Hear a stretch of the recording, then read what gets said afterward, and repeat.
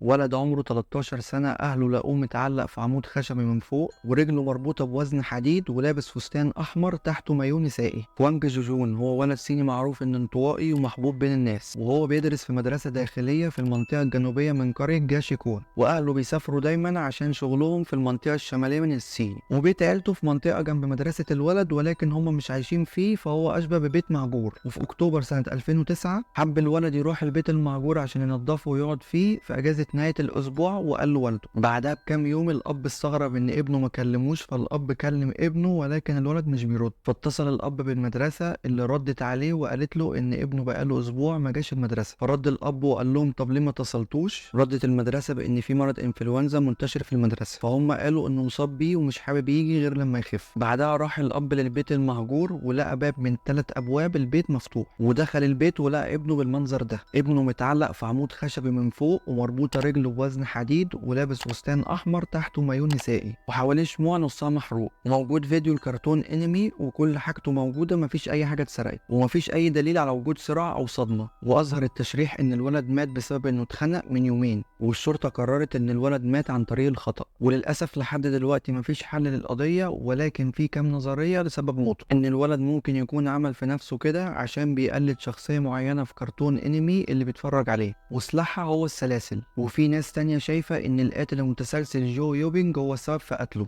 القاتل ده قتل 6 رجال من خلال إنه بيخدعهم من خلال لعب ألعاب متطرفة جزء منها الشنق. وفي ناس شايفة إن ممكن دي تكون جماعة معينة وللأسف عملت طقوس شيطانية على الولد. وعلى فكرة في يوتيوبرز لغاية دلوقتي بيروحوا يستكشفوا البيت المهجور. وفي الآخر قولي رأيك، هل أنت شايف إن اللي حصل للولد ده بفعل فاعل ولا دي مجرد حادثة موت عن طريق الخطأ؟ بس كده متنساش تعمل لايك وتشترك في القناة. سلام.